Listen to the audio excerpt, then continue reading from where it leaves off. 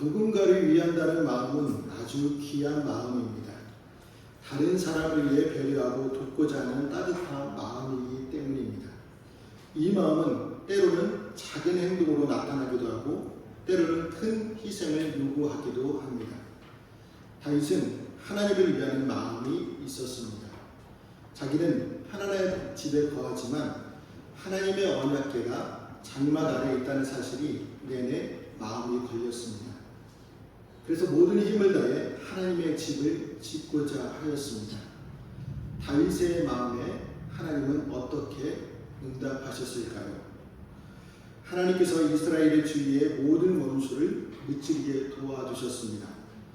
그래서 다윗은 왕국에 평안히 살고 있었습니다. 그때 자기 눈에 언약궤가 있는 텐트로 되어 있는 성막이 보였습니다. 자신은 화려한 왕궁을 짓고 편히 지내고 있는데 언약궤가 건물이 아닌 텐트에 있다는 사실이 괴로웠습니다. 그래서 다윗은 화려한 하나님의 집을 짓고 싶었습니다. 하나님을 향한 따뜻한 마음이면서도 인간으로서 하나님의 전능하심을 제대로 이해하지 못해 나오는 생각이기도 하였습니다. 다윗은 하나님께 집을 지어드리면 그 집에서 편히 씻을 줄 알았습니다. 나단 선지자는 다윗과 대화 중에 왕의 의중을 알아채고 원하는 대로 다 하라고 지지했습니다.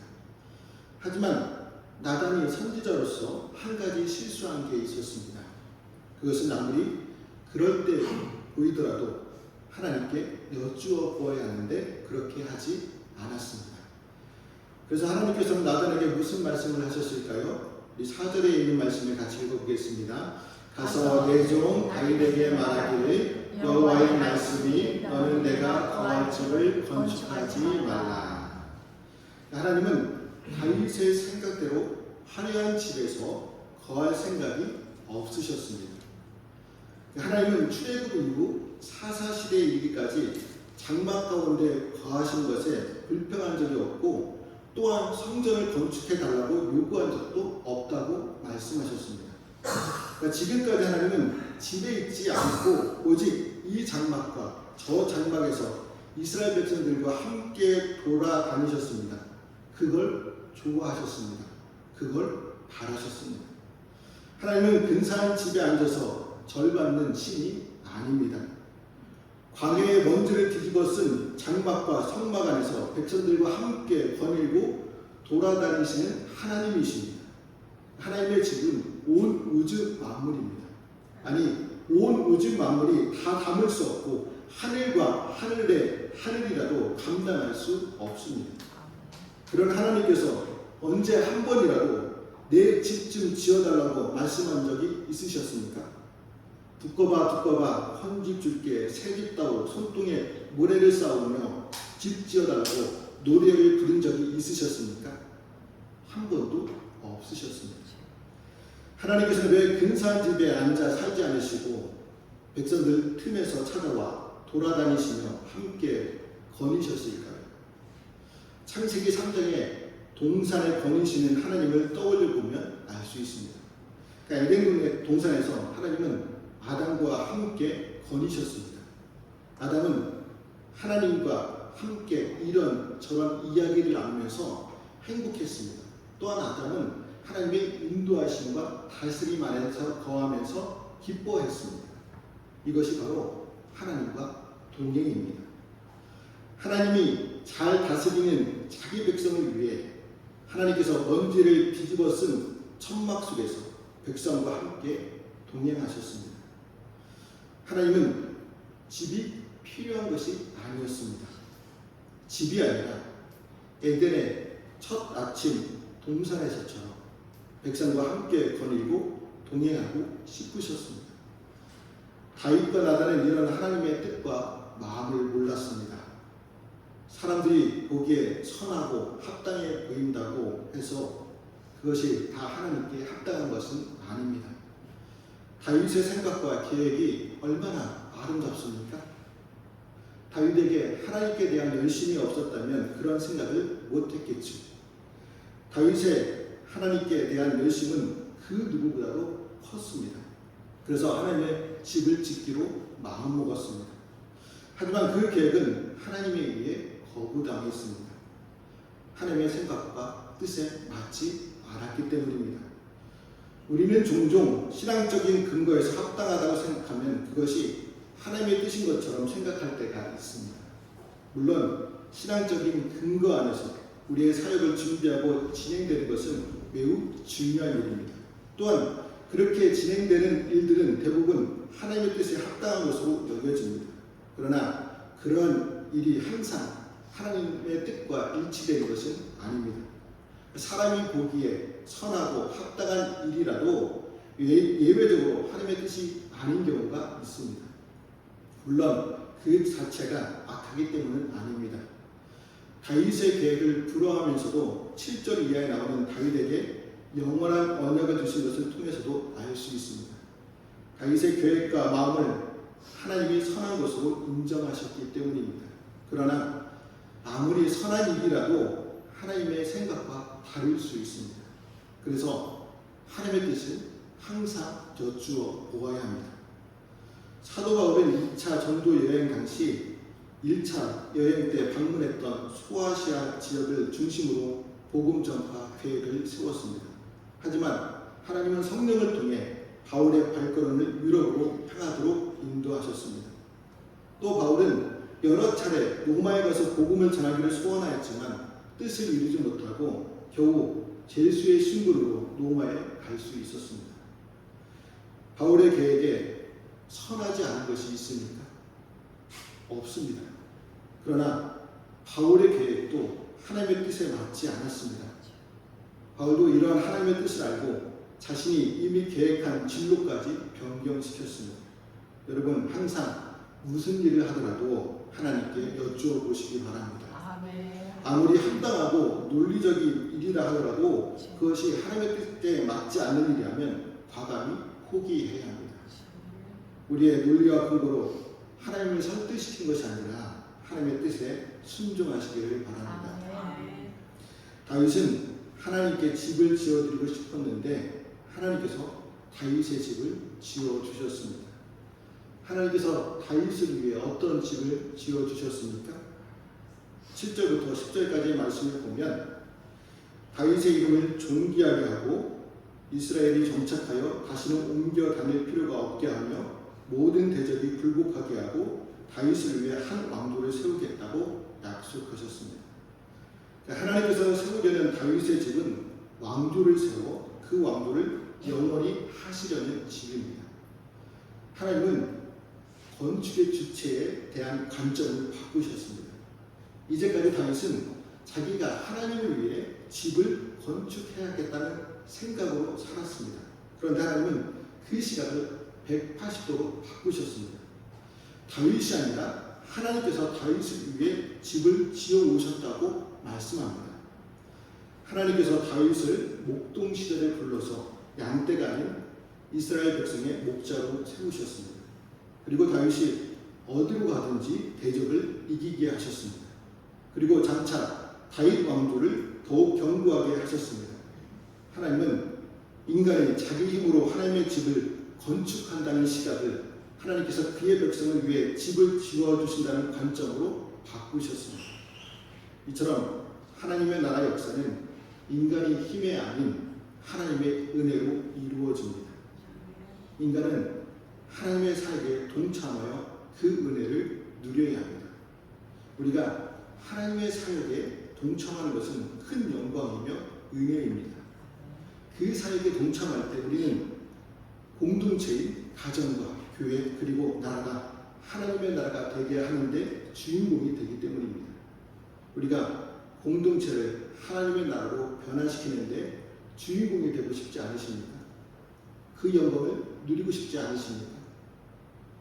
다윗은 훌륭한 왕이고 다윗 시대에 이스라엘은 남부럽지 않은 왕국이었습니다. 그래서 지금도 이스라엘 사람들은 다윗이 다스렸던 왕국 그 영광을 다시 회복하기를 바라고 있습니다. 그래서 국기에 별 하나를 크게 그려놓았는데 그 별이 바로 다윗의 별입니다. 그렇다고 하여 다윗의 나라가 영원할 수 있습니까? 영원할 수 없죠. 풀은 마르고 꽃은 시드는 법입니다. 시들지 않은 영광은 없습니다. 애굽의 영광이 영원하지 않고 바벨론의 영광도 영원하지 않았습니다. 로마 500년의 영광도 마르고 시들었습니다. 다윗은 대단한 왕이었지만 그 대단함은 영원하지 않았습니다. 하지만 우리의 하나님의 말씀은 영원히 서 있습니다. 이스라엘이 바벨론 포로가 되었을 때 성전이 다 무너졌을지라도 다윗의 언약만큼은 살아남았습니다. 하나님께서 지켜주셔야 그 나라가 영원합니다. 우리 14절에 있는 말씀도 같이 읽어보겠습니다. 내가 영원히 그를 내 집과 내 나라에 세우리니 그의 왕이라 영원히 경고하리라 하셨다 하라. 아멘. 하나님께서 친히 다윗의 자손을 통해 나라를 영원하게 하셨습니다. 다윗의 자손은 하나님의 아들이 될 것이며 하나님은 그 아들을 통해 나라를 세우고 그 나라가 영원하게 하십니다. 그래서 포로기 이후 백성들은 다윗의 자손 중 한 분 메시아가 오셔서 나라를 온전하게 회복하실 것에 대한 소망을 갖게 되었습니다. 예수님은 바로 그 다윗의 자손, 하나님의 아들로서 이 땅에 오셔서 하나님의 나라의 언약을 온전히 성취하셨습니다. 하나님께서 지으시려는 집은 하나님의 나라입니다. 다윗의 아들 솔로몬이 성전을 지을 때 하나님께서 열왕기상 6장 12절부터 13절에서 내가 지금 이 성전을 건축하게 하니 내가 만일 내 복도를 따르면 내 율례를 행하며 내 모든 계명을 지켜 그대로 행하면 내가 내 아버지 다윗에게 한 말을 내게 확실히 이룰 것이요 라고 말씀하셨습니다. 성전을 지었다고 왕조가 영원한 것은 아닙니다. 왕조의 영원함은 하나님을 모시고 하나님과 함께 거닐 때 가능합니다. 하나님과 동행해야 합니다. 어떻게 하나님과 동행할 수 있을까요? 하나님께 묻기를 밥 먹듯 하고 하나님의 말씀 듣기를 숨치듯 하여 말씀에 순종해야 합니다. 우리가 하나님과 동행할 때 하나님도 우리와 동행해 주십니다. 성경에 보면 하나님은 자신을 경외하는 사람들과 늘 함께 해 주셨습니다. 그 대표적인 사람이 모세이죠. 하나님은 모세를 이스라엘 백성들의 인도자로 세우고 내 하나님 여호와가 그가 너와 함께 하실 것이며 반드시 너를 떠나지 아니하며 버리지 아니하겠다 말씀해 주셨습니다. 하나님은 말씀대로 모세와 함께 하셨습니다. 모세가 이스라엘 40년 광야 생활 동안 백성들을 잘 인도할 수 있었던 것도 하나님께서 함께 하시며 도와주셨기 때문입니다. 모세와 함께 하셨던 하나님께서는 여호수아도 함께 해주셨습니다. 그래서 여호수아는 백성들을 이끌고 가나안 정복 전쟁을 완수할 수 있었습니다. 하나님께서 함께 하신다는 약속이 우리에게 구체적으로 이루어졌습니다. 내가 결코 너희를 버리지 아니하고 너희를 떠나지 아니하리라 하셨느니라 라고 말씀하셨습니다. 또한 주님은 칭찬하시면서 제자들에게 볼지어다 세상 끝날까지 너희와 항상 함께 있으리라 말씀해 주셨습니다. 이처럼 하나님은 우리와 함께 하십니다. 여러분 믿으시죠? 그래서 우리는 어디를 가든지 어떤 상황에 처하든지 두려워하거나 염려하지 말아야 합니다. 하나님이 함께 하심을 확신해야 합니다. 이 확신이 흔들리고 의심받을 때 우리의 삶 자체가 휘청이고 비틀거릴 수밖에 없습니다. 그러나 하나님이 함께 하심을 믿는다면 우리의 삶과 신앙은 흔들리지 않게 됩니다. 우리 또한 하나님께서 함께 하신다는 사실을 나타내야 합니다.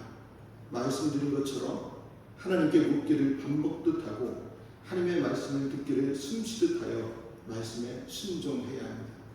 그래서 우리의 삶의 자리를 하나님의 나라로 세워가야 합니다. 하나님께서 다윗의 집을 영원히 세우겠다고 약속을 하셨을 때 다윗은 어떤 고백을 하였습니까? 16절에 있는 말씀도 같이 읽어보겠습니다. 다윗 왕이 여호와 앞에 들어가 앉아서 이르되 여호와 하나님이여 나는 누구이오며 내 집은 무엇이기에 나에게 이에 이르게 하셨나이까. 여러분은 자신을 잘 알고 있습니까? 내가 나를 잘 모를 때가 있습니다. 내가 나를 잘못 알고 있을 때도 있습니다. 다른 사람들은 잘 모르는데 나만 아는 내 모습이 있습니다. 다윗의 기도에 나만 아는 내 모습이 들어 있습니다. 그래서 다윗은 내가 누구라고, 내 집이 뭐라고 이리 큰 은혜를 내리시냐고 물었습니다. 지금까지 받은 은혜도 크고 감당하기 어려운데 이 은혜를 오히려 작게 여기실 정도로 미래의 큰 축복을 약속해 주셨음에 감사드리고 있습니다. 여기서 우리는 자신의 모든 성공의 주체를 하나님으로 삼아 모든 영광을 돌리는 다윗의 겸손함을 볼 수 있습니다. 다윗이 이스라엘 왕이 되기까지 얼마나 많은 어려움을 통과해야만 했습니까? 다윗은 이새의 막내 아들로서 주목받을 만한 대상이 아니었습니다. 가정에서 막내로 자란 분은 형과 누나가 부르는 막내의 서러움을 느끼고 살았습니다.